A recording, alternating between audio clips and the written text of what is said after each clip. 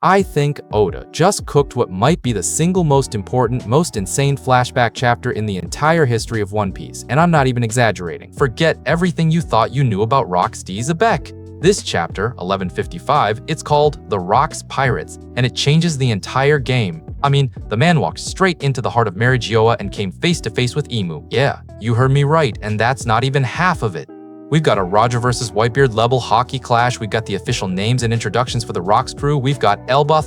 I don't even know where to begin. I've read this thing like 5 times and my brain is melting. So, today we are breaking down every single panel, every insane reveal of One Piece chapter 1155. Grab something to drink, get comfortable, because this is going to be a big one. We have so much to talk about. Let's just dive in. All right, so the chapter kicks off right where we left it. Rocks is an Elbaf standing in front of a young Prince Loki, and I love this. Loki is just completely baffled by these tiny people showing up. It's his first time seeing them. Rocks, being Rocks, just immediately demands to see Loki's dad. He's like, "Hey kid, you're hurt, go get your father." And Loki, who is a proud giant prince, is not having it. He's like, "Who do you think you're ordering me around, you weakling?" And he attacks Rocks. And this is our first little taste of Rocks' power. He just casually counters Loki with his sword, and we get this amazing narrator box. It says his sword attacks send stuff flying like a giant hammer or a cannon blast. So right away, we know this guy isn't just some schemer. He has monstrous physical power. He's just effortlessly deflecting a giant's attack. And then he just laughs. Oh no, look, Loki is gravely injured. He's mocking him.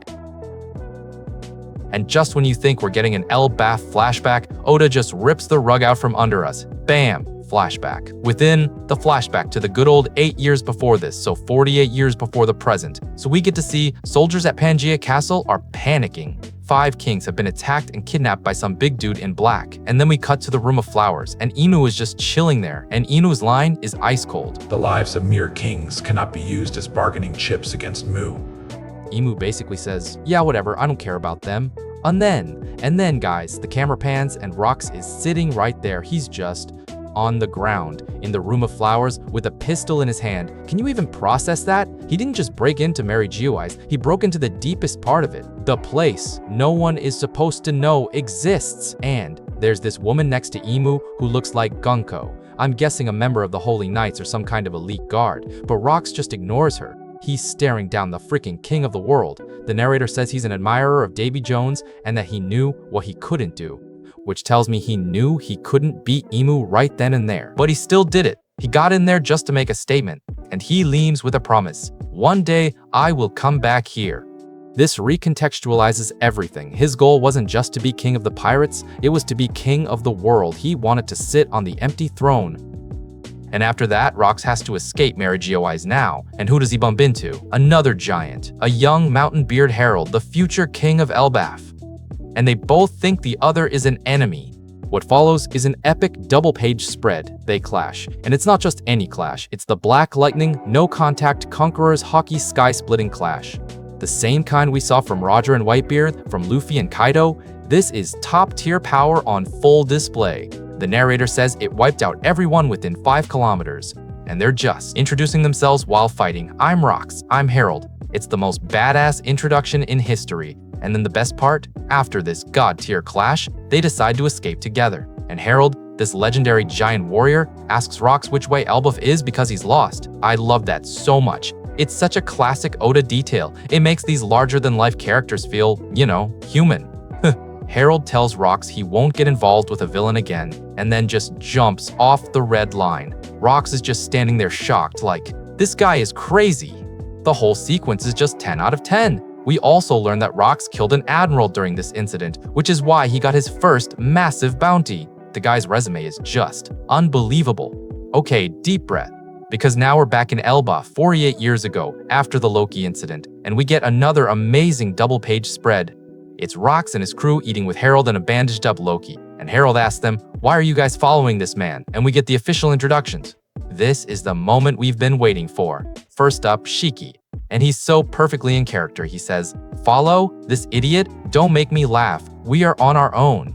He has zero respect for Rocks. He's just there for himself. Classic Shiki. Then we have Stussy, the OG, not the clone. And she's like, "Exactly. But there is something about his plan. Smells like a brilliant opportunity to get rich, so she's just in it for the money. The ultimate opportunist. Makes so much sense. Then we get the new guys. Don Marlin, a gangster from West Blue. He looks like Vito Corleone. Maybe he's related to Capone Bege. His family, maybe. He starts explaining about Hachinosu, or Pirate Island. And then Edward Newgate, a young whitebeard. Quiet, observing. He just adds a detail about Hachinosu. You can already see the difference between him and the others. He's not as loud or chaotic, he's just there, observing. Then the pirate prophet Ochoku, and he looks a lot like Caribou and Korobu, maybe their dad or uncle. He adds to the Hachinosu lore. And finally, Gonzui the smuggler. This is the big armor guy we saw as one of Moria's zombies. It's so cool to finally put a name to that design. They explain that Hachinosu, Pirate Island, has gold veins under it and some underground organization is helping the criminals there get rich. This is clearly Rox's plan. He's building a power base on the most lawless island in the world, and these guys aren't a crew. They're a gang of ruthless individuals who have temporarily aligned with Rox because his plan benefits them. It's a ticking time bomb, and it's perfect. So Rox tries one last time to recruit Harold. Come with me, Harold. Me and you together, we will be unstoppable. He is begging him, and he screams, "Let's take the world." And little Loki, who's been eavesdropping, hears this, and he's crying with emotion. The world. That single word from Rox just planted a seed in the future, King of Elbaf. You just know this is going to be hugely important later. Rox's ambition, his sheer will, it's infectious. And that's how we end the flashback part. We cut to 4 years later, so 44 years before the present. The narrator says Rox kept asking Harold to join, but Harold always refused. And now, Rox's plan is finally ready. We see ships approaching Hachinosu, and the final line is Rox screaming, "Let's go, boys," as we see the Rox Pirates' flag waving for the first time. So, yeah, that was chapter 1155. What can I even say? We learned Rox's true goal was the empty throne. We saw him confront IMU. We saw him clash with Harold on a Roger and Whitebeard level. We got the official names and motivations for his legendary crew. This chapter is pure, unfiltered lore and setup for the entire final saga. It beautifully explains why the Rox pirates were so dysfunctional. They weren't friends, they were a collection of apex predators with a common, temporary goal. It sets up Elbaf's connection to Rox through Loki. It establishes Rox as arguably the single biggest threat the world government has ever faced. This is an all-timer chapter, easily top 10 for me, maybe even top 5. Oda really cooked this time, and of course, Oda hits us with break next week. We're gonna have to sit with this incredible information for 2 whole weeks. But what do you guys think? What was the biggest reveal for you? The IMU confrontation? The crew introductions? Let me know everything down in the comments below. This is one of those chapters we'll be talking about for years. Anyway, that's all from me, and if you enjoyed this breakdown, you know the drill. Hit that like button, subscribe if you haven't already, and thanks for letting me ramble. I'll see you all in next video. Peace.